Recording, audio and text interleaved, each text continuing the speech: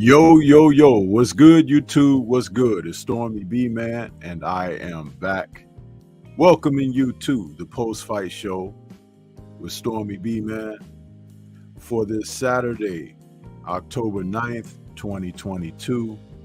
And we are here to talk about Fundora versus Ocampo. The fight card just recently ended. Forgive my tardiness, but I went to go launch my live, and YouTube tells me that I have exceeded my quota. I got a message, an alert, that it wouldn't let me go live from my studio. So I went on over to StreamYard because I use both StreamYard and OBS, and I launched it from StreamYard. But it's like, you know what? I can't tell you.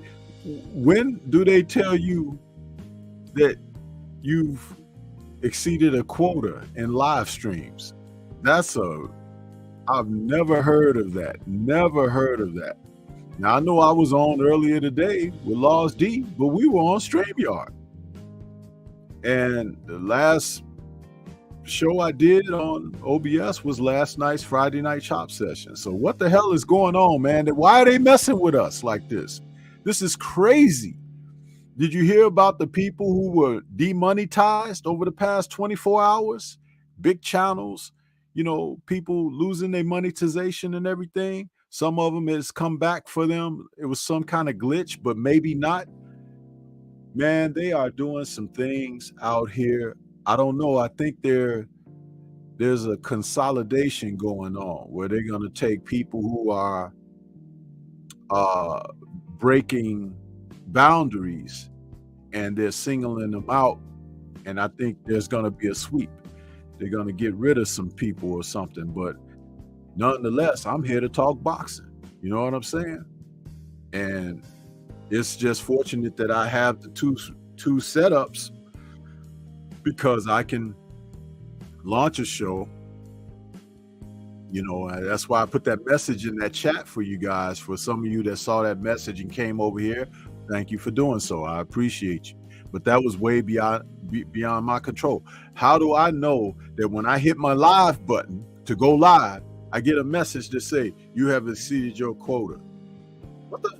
What is that? I've never received nothing like that. Never heard of anybody receiving anything like that. And so now this is what we on? Seriously?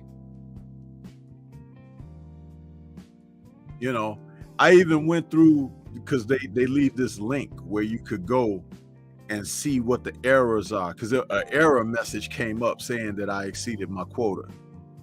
I wish I could share the page and show you that, but it's got personal information on it, so I don't want to do it that way. But it's real, the message that they sent me. But then when they send you that link where you could go and read what the errors are and everything, I never saw anything about exceeding the quota in there.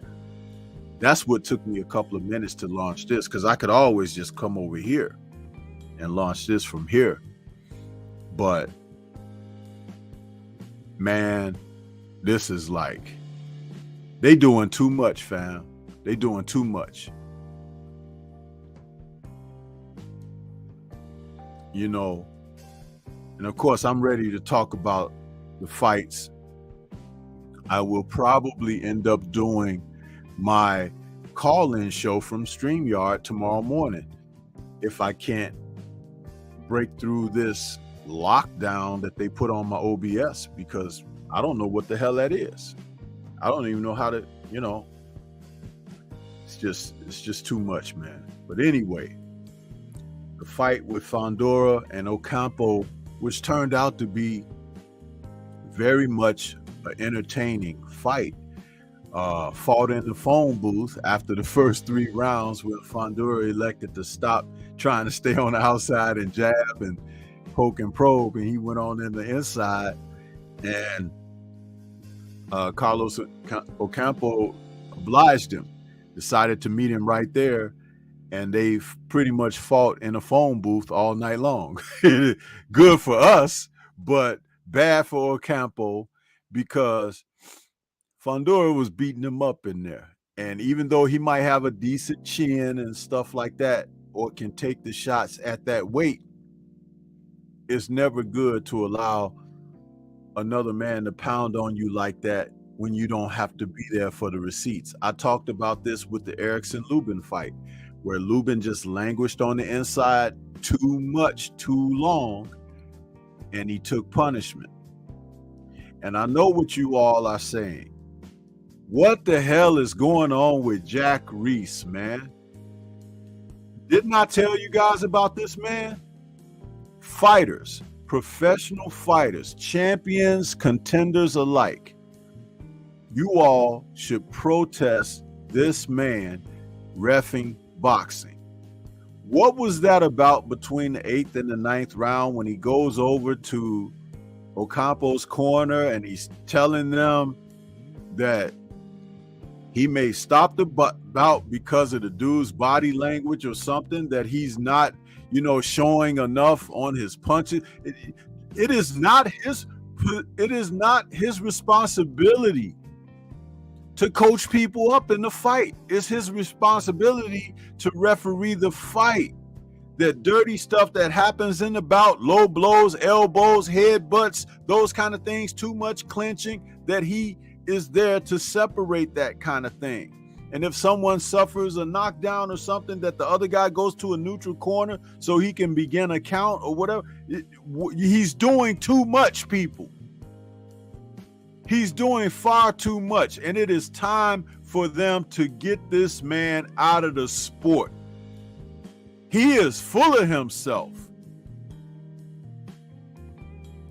I don't know what the hell is wrong with that man, but I'll tell you, you know what? I would risk a lifetime ban for him coming to my corner with some of those shenanigans. I would risk a lifetime ban. I would hurt that dude. I would hurt him. Seriously.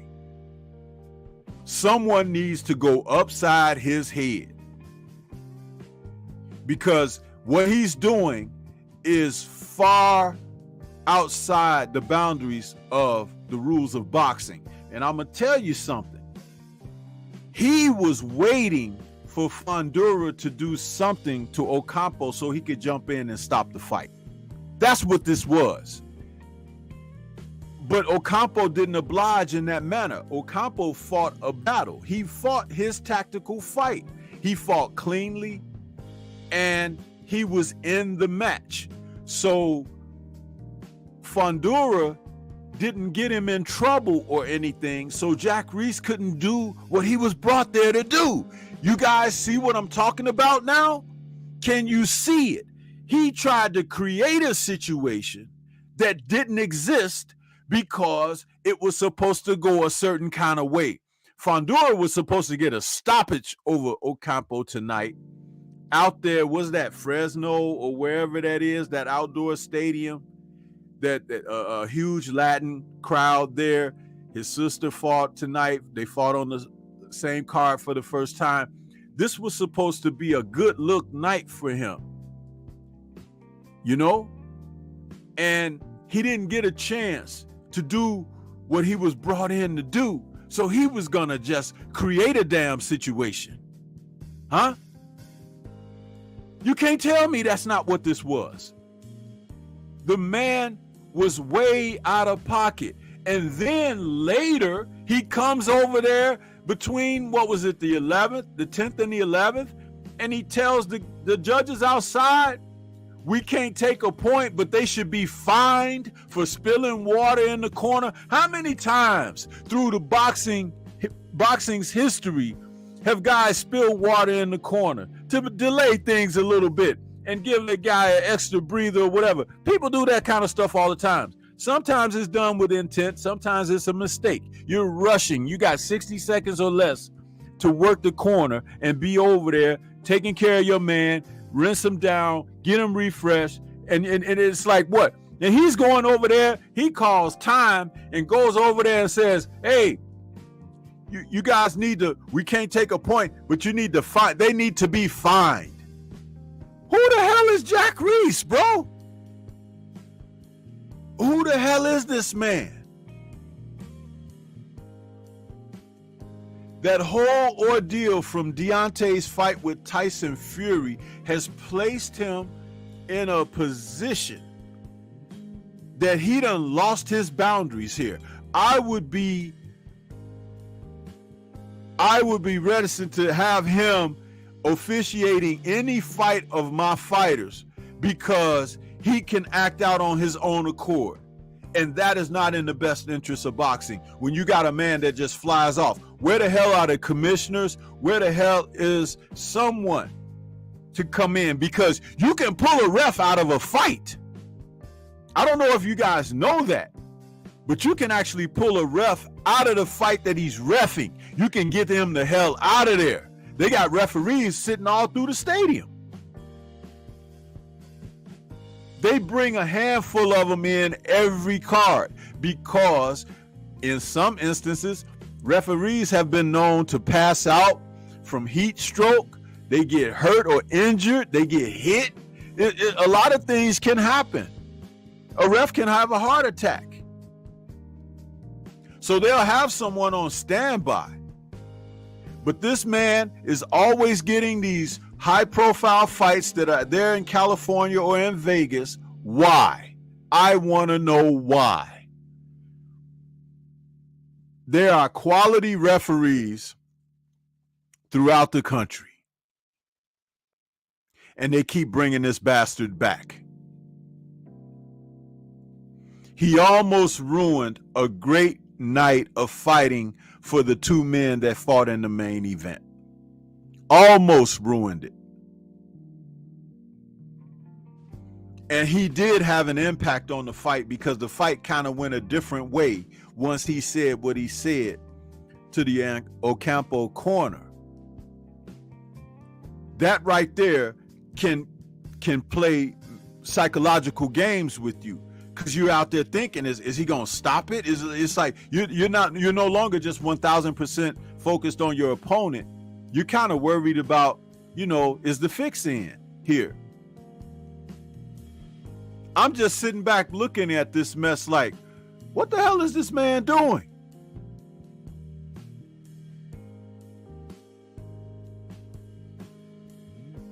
I don't know, people. I don't know.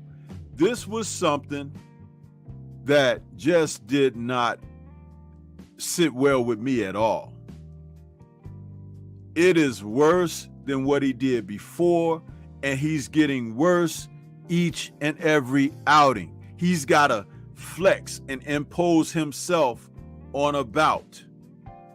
Why? This is not Richard Steele stopping the fight too soon.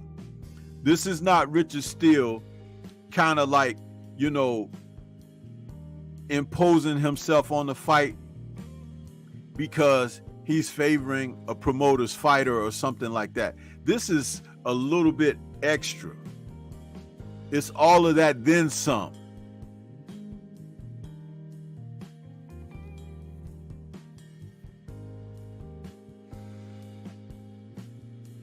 Yes, Jason Williams, he did start fighting harder, which could have led to him getting hit more.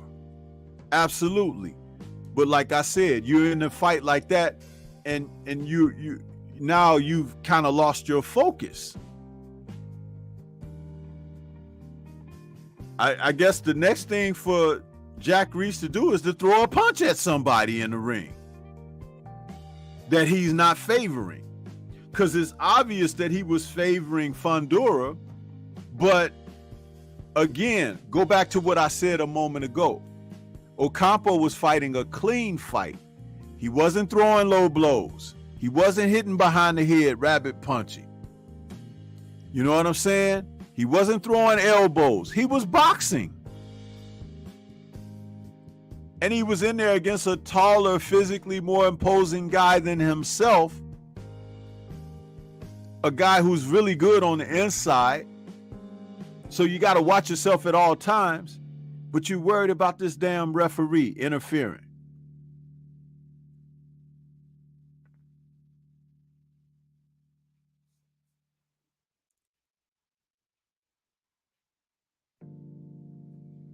I don't understand it. It's like, wow. And notice it happened in the later portion of the fight. The fight was going okay at first, right? But we get between round 8 and 9, and here he go. It was getting late, people.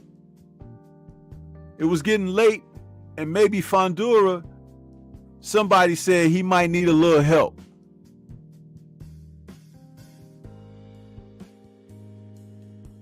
So he didn't look like he was gonna knock Ocampo out. So he's creating controversy that doesn't even exist.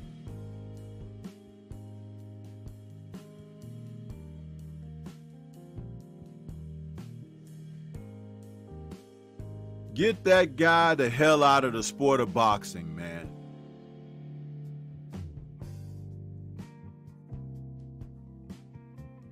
I can't stand that, man. I would like to just, 5 minutes with that dude. 5 minutes. Be a couple of licks past. The one on his jaw and him hitting the floor. That's it. But I ain't hitting him with my fists, though. No. He's going to be hit upside the head with an object. And be in an emergency room, if not on life support after that. Because I'm opening up everything. Rivers will be running. You understand? This guy needs to be taken the hell out of the sport, man. We just watched some BS transpire from the UK card with a guy cheating with PEDs and everything. And then we come here and we watch this guy doing what he does over here.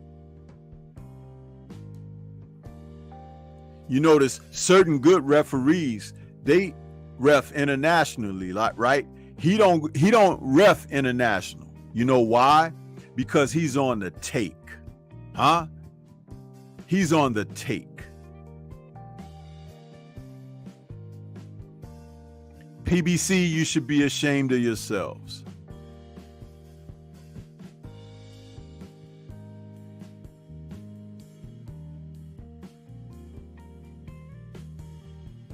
Fundora can fight on his own accord. He don't need your help. I've seen this man stop fights too soon. I've seen him let fights go too long. I've seen him let guys finish fights and they bleeding to death. And I've seen him literally wake up the dead to allow them to try to finish a fight. It is time for him to go.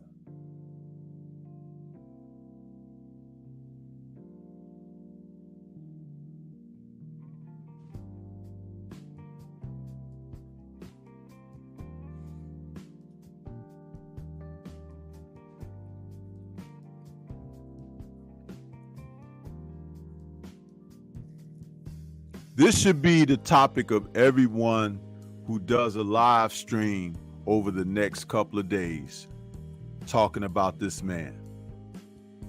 There should be an influx of complaints on his refereed and questionable performances in fights.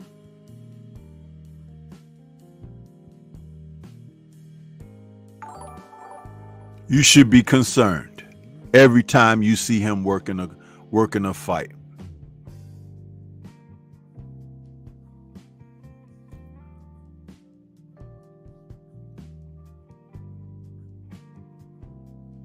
Salute to Mr. Mont out there in that super chat. He says Jack Reese needs to go. I was confused by his actions, but not surprised. I also think Tony Harrison boxes Fundora's ears off. Depends on who's reffing the fight.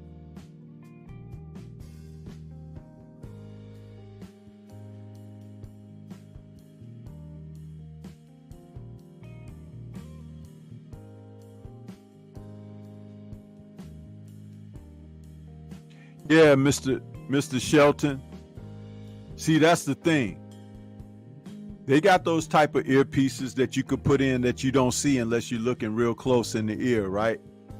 I do believe he received instructions. Turn some heat up on the Ocampo corner. We really need to secure this win for Fundora.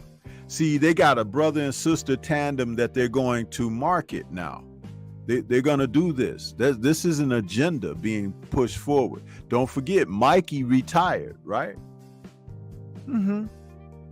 See, there's always a seat. There's always a seat.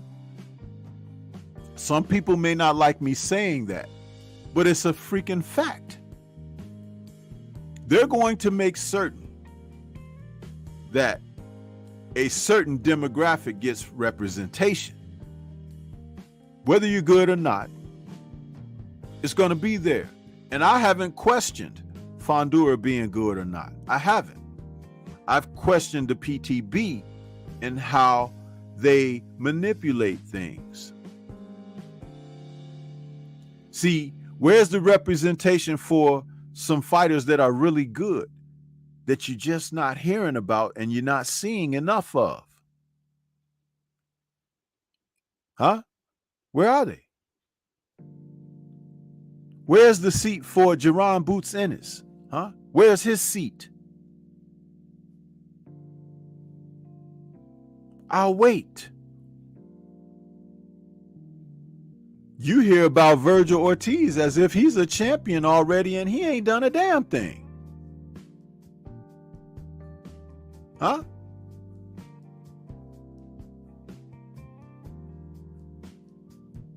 And I don't mean to get so far off of the track of the fight, because the fight was a good fight.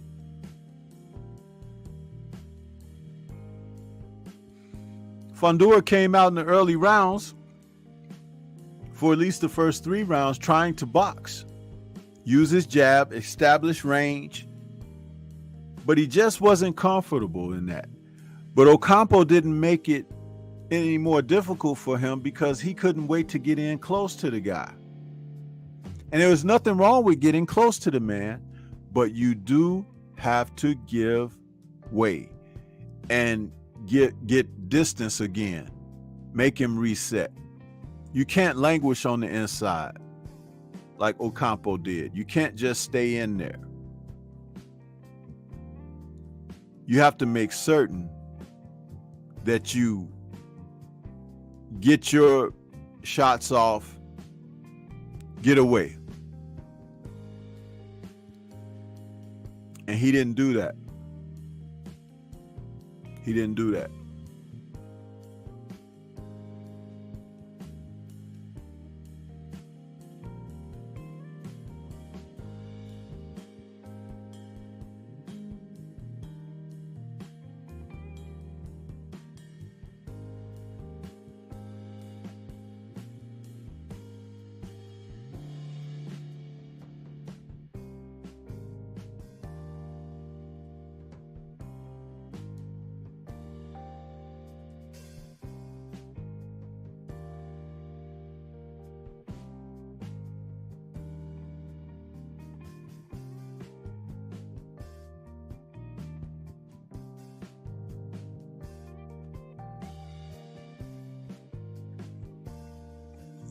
So yeah, I think that Fundora won the fight.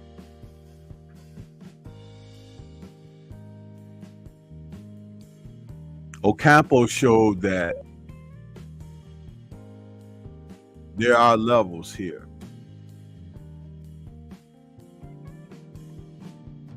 He's gonna have trouble against the champions, like Charlo, Harrison. But when he's got a referee like Jack Reese in there with him, anything can happen. You hit him in the chest and they may call it a low blow. It has happened. Ask Freddie Pendleton.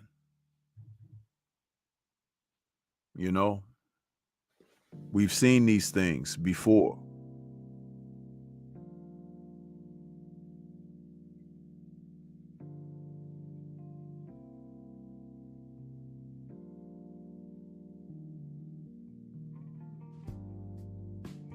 Well, the thing about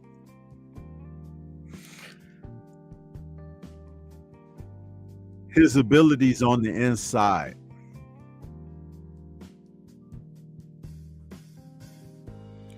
I'm wondering if he happens to be a young man who shot up to that height. You know how a guy can grow like 5 inches or 6 inches overnight or whatever, or over a summer? I'm wondering if that's what happened with him, because he gives me the impression that he's always been able to deal in close capacity, and that's great. He's very uncomfortable from range.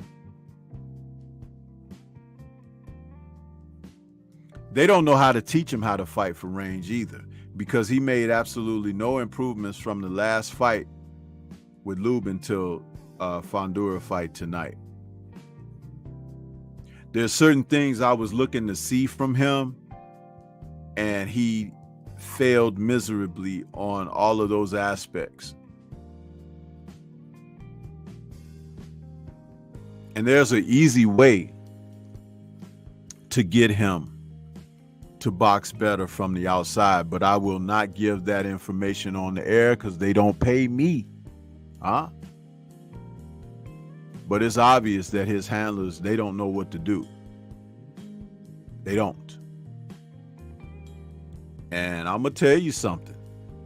This was the fight tonight. If he was going to stop Ocampo, it wasn't going to be from fighting on the inside. It was going to be catching him from the outside, catching him from range. He hit him a couple of times with that shot from range, and it hurt Ocampo, who basically fell in and just held and held until Reese came and separated him. Then he held a little more. See, that's when he was hurt.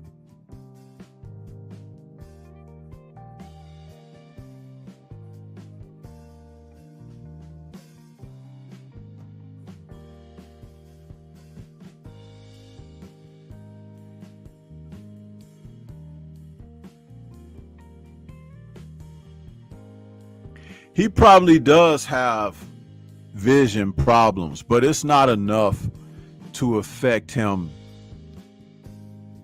fighting from range in a boxing match.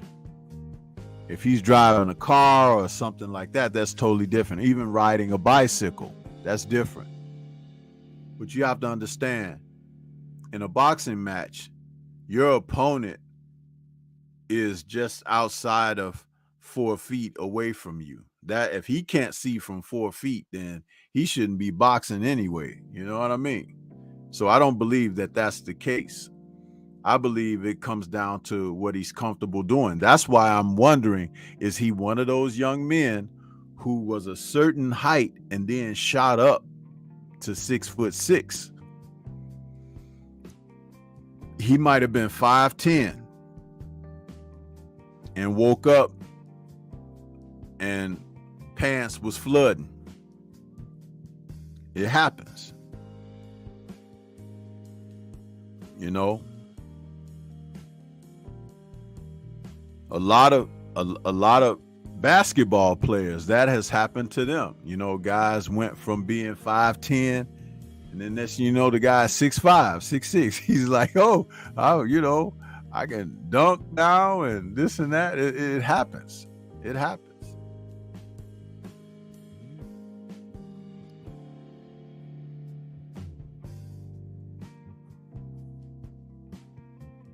Jeff Smith is asking, can Fundora beat Charlo?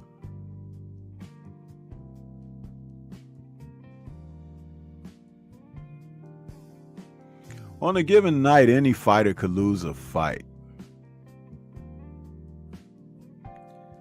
But I believe that Charlo is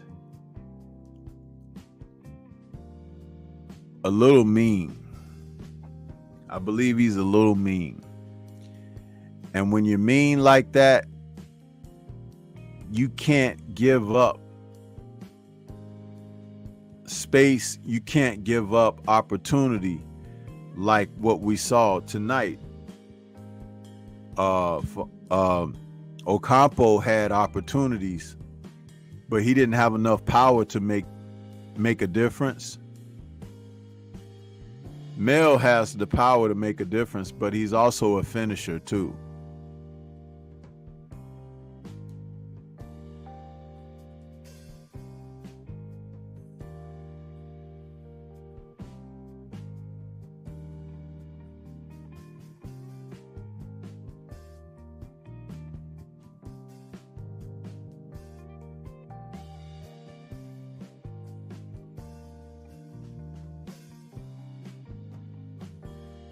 Yeah.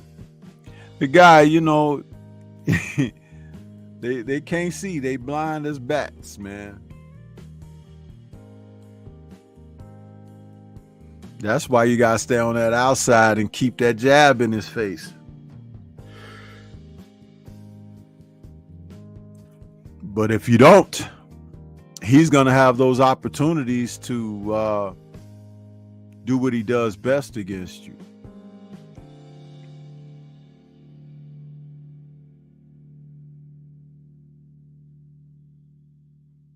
Yeah.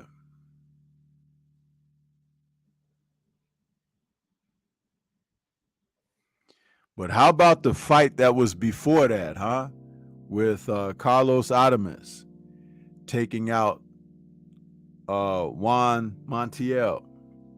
Listen, man, Adames wasn't playing, was he? They got the cooking in that third round, and he opened up Montiel like a can of biscuits. I saw that, and I was like, you see, Maul? You see what you were supposed to do? Adames wasn't playing, bro. He had that dude looking for his car keys and feeling for his wallet and everything. And then he had that look on his face like he was being assaulted in a dark alley and there was nobody around for help or with a cell phone.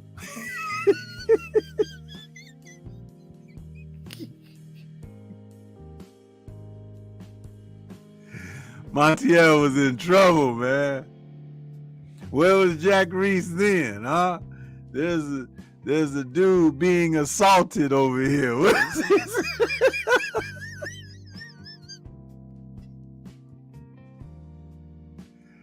Adames was on that boy, man.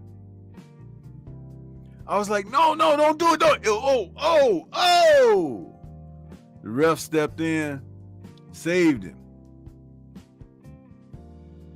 That boy eyes was rolling so far in his head. His eyes look like on a slot machine when you pull the switch and the things go.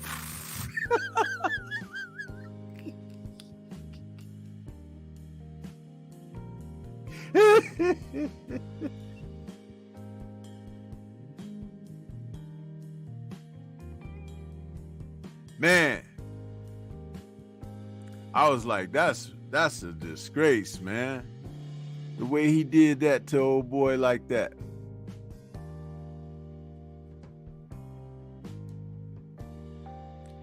But it was a good victory for Adames. You know, shout out to the Dominican Republic, huh? He came in there. He wasn't. And see, that's what Montiel get for trying to, trying to tiptoe through the tulips. He was out there, throwing them little shots like that.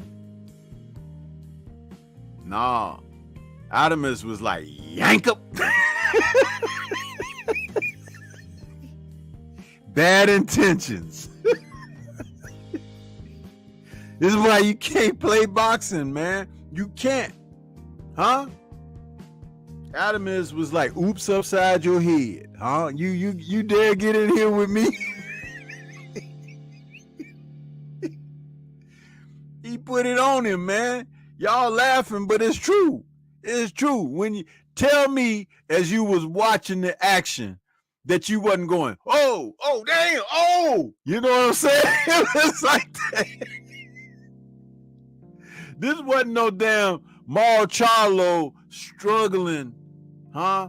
Unfocused and everything. No, it wasn't that. Did you see that haircut Adames came in there with? You gotta be mad at the barber. So he took it out on Montiel. You understand? He came in there. He was like, this dude done cut my hair like this. I'm supposed to be on Showtime this week, man. No, he went in there and Montiel paid for that haircut. Sure did.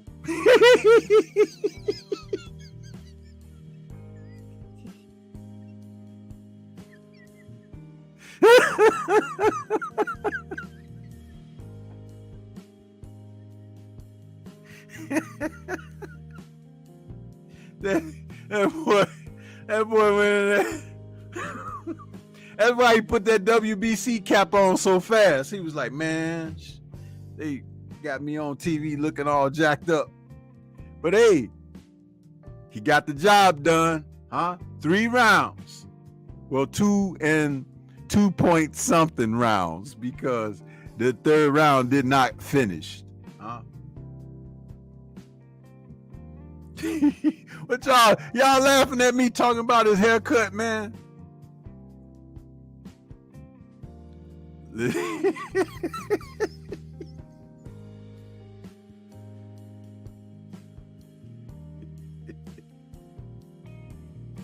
Jason Williams say, I was screaming, throw it in the damn towel.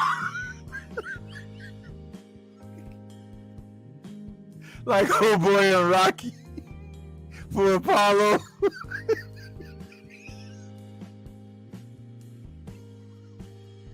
Montiel was like, don't you do it. Don't you do it. I can make it. Adam is like, no, you can't. Yank.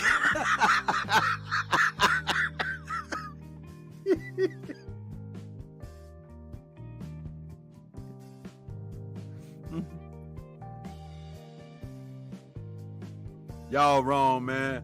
Y'all got me clowning up here talking about these dudes, man. But I'm gonna tell you something. It was entertaining. That's the kind of stuff we want to see. You know, we can't see, you know, good fights because people using PEDs and everything. So, you know, when we see a good fight, you know, we want to be entertained.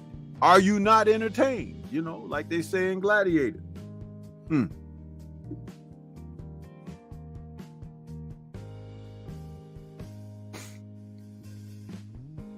Yeah, man.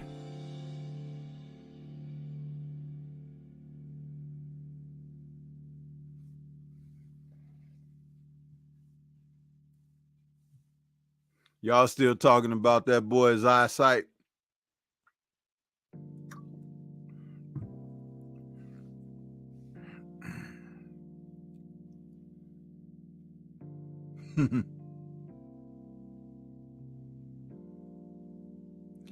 Yeah, Jason, that's why I said, you know, with Jack Reese messing with Ocampo like he was doing, that wasn't fair. It wasn't, you know, he was fighting a clean fight.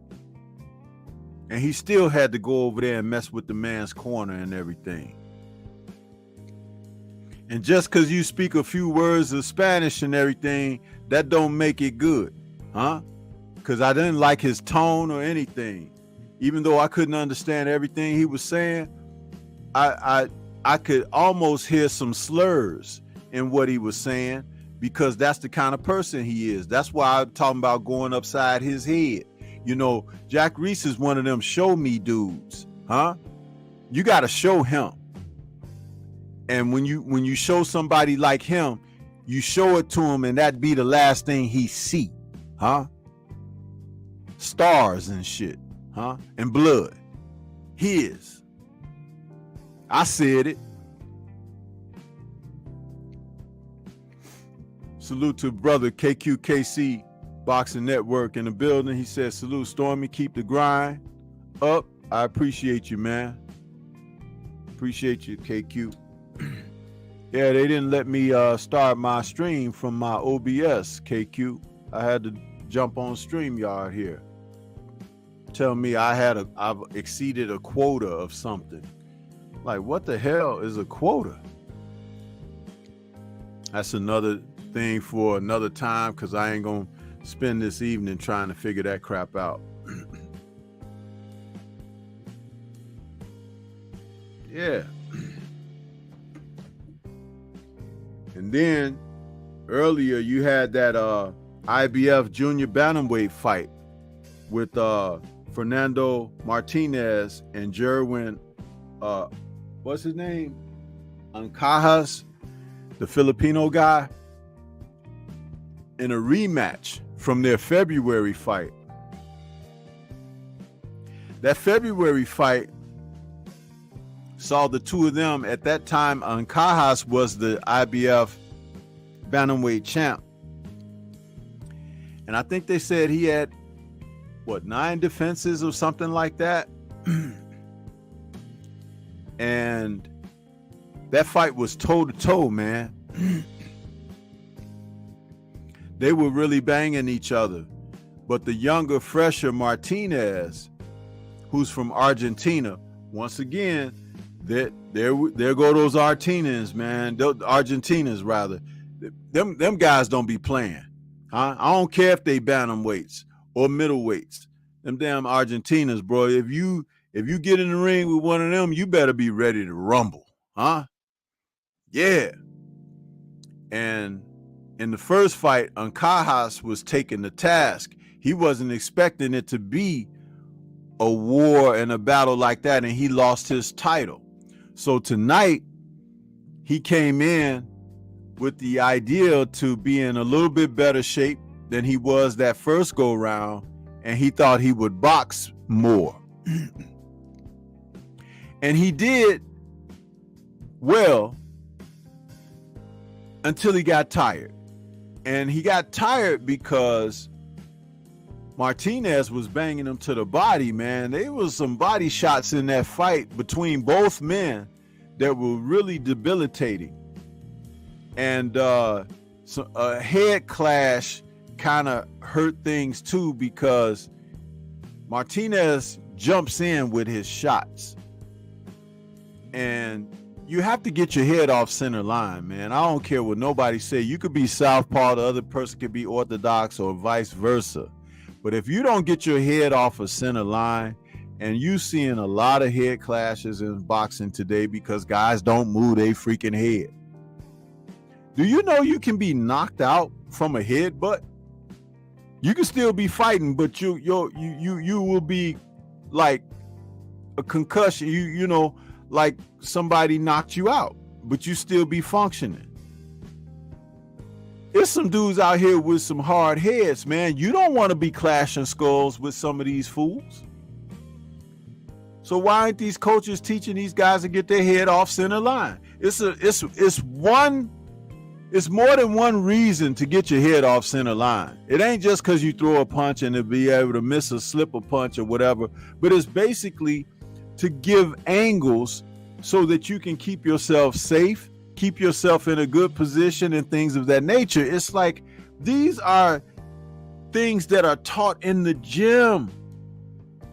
I see guys throwing jabs in their faces right there. They take a jab right back in the jaw. Same with a right hand or a left hook. How many times you see a guy throw a shot and a guy slip the shot, or bob or weave under the shot and come back with something? You don't see that a lot at all because it's not being taught anymore. It's not being taught.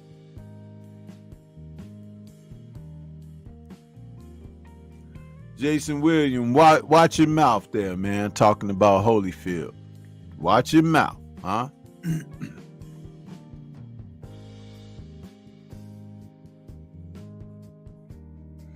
And Tim Bradley too. You know, you coming in here, you know, I'm gonna give you a headbutt, Jason Williams, talking about these guys. I'm telling you about technique and what evades those head clashes, and here you are trying to point out certain individuals, huh?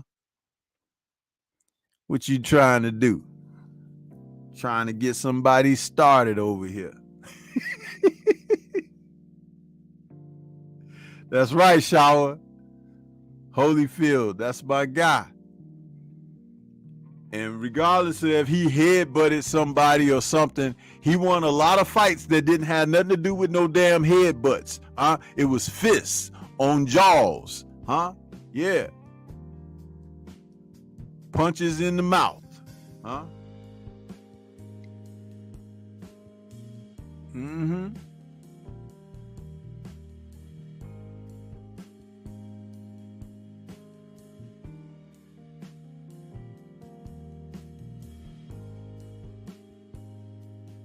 Yeah, teacher was like, you know, Jerwin made it a good first half, but his legs went from them body shots, bro.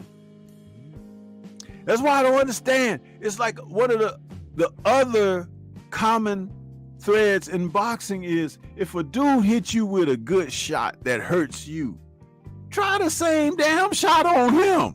Huh? These guys, they take a good shot to the body, they be like, oh, and then you see they stamina go away and stuff, and that, but they don't do the same thing. Dude, I would be like, what's they call that thing in that movie Black Widow? The character that could mimic whatever you do, they could do it too. I'll be that character in the ring. I'll be like, hey, oh, what a jab. Yeah, my jab too. What a right hand. What a right hand too. What a body shot. There go mine. You know what I'm saying? I'll be mirroring whatever they do good to have the advantage. That play hell with someone's psyche. They be like, man, every time I do this, he do that. I'm going to tell you a fight that happened in very early, recently, when Earl Spence fought, what's his name? Yordenis Ugas. Ugas came out in that first round with a strong jab, and he was throwing that jab at Earl's body and everything, and it seemed to be that was going to be his game plan. He was going to come at Earl with a good jab and make sure he shoot that jab to the body, the pit of the stomach, and everything like that. And Earl felt that a couple of times and started giving it right back to him. Yeah, I got one too. Next thing you know, Ugas was like, I quit. And not quit the fight, but like, I quit that game plan because I don't want him doing that to me. You understand? But it was too late then. Earl figured it out. He like, oh, this is what you want, huh? Here you go.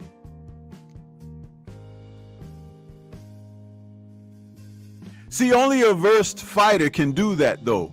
You can't just be a any type dude out there, and that ain't your forte, and you trying to do what the other guy do. You have to learn those things in the gym, you know? And Earl is a complete fighter enough to know those kind of tactics and strategies, which is why he was so successful. When he took Ugas's jab away, the fight was over. Then he made it a phone booth. You see, that's what happens. So, you know, when you don't have a plan B or C or D, what you gonna do?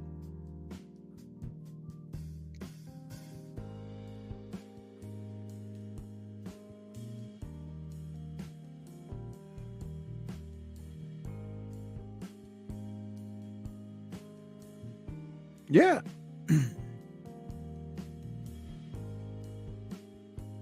You have to be able to be versatile enough to change things up a little bit. You might have to come back to something.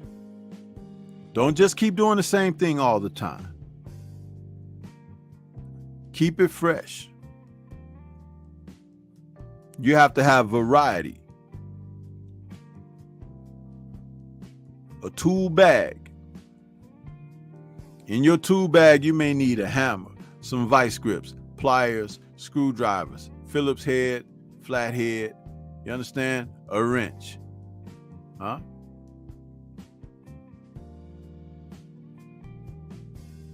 And those are basic tools to kind of get you around some circumstances. And if you don't have the basics in boxing, what's going to happen to you? You'll be like Montiel and they're paying for haircuts that you didn't give, huh? Boy, that boy, Artemis, he was on him, wasn't he? Artemis was like, man, yank.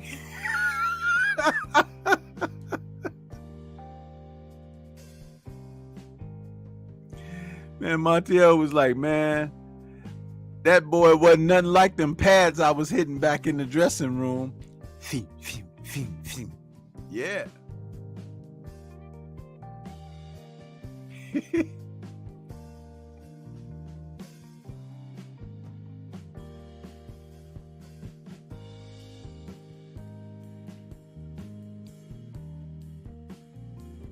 How about that first fight, man, with Michael Fox and Egidijus Kavaliauskas? Man, Michael wasn't ready, man. He wasn't ready. I didn't like that jab that Michael came out with. That real it wasn't a punishing jab. And with a fighter like Kavaliauskas, you know, Kavaliauskas is the kind of guy, like, when you show him a little something, he withers. He that's it for him. But he dropped Micah a couple of times.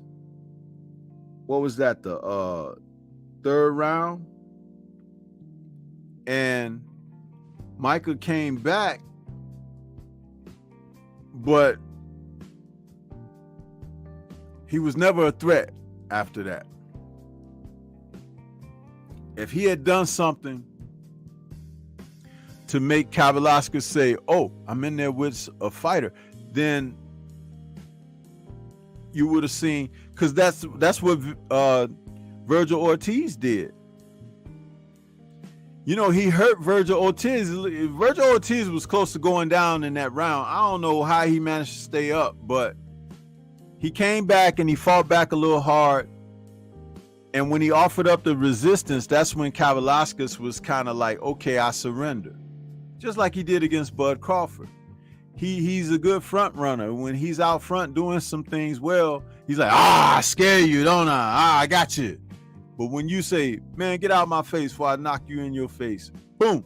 And then okay, you know what I mean? That's Kavaliauskas. That's his personality. So Micah got some work to do, man. I'm sorry, I just have to say it that way, but he does. He has work to do, and he has a short time to get it done.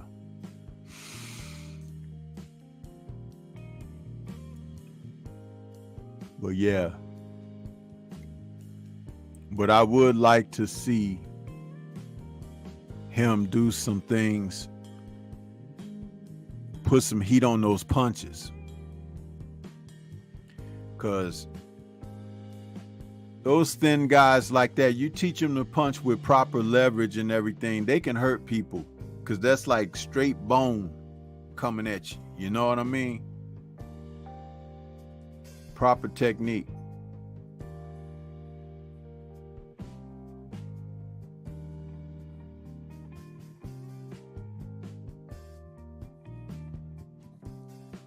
But I would like to see Adames get his shot against Charlo. It probably ain't gonna happen though. Charlo may end up getting stripped, because I know he's got some personal stuff going on and everything, but you know, even Montiel has fought since they fought, and he just, I don't know.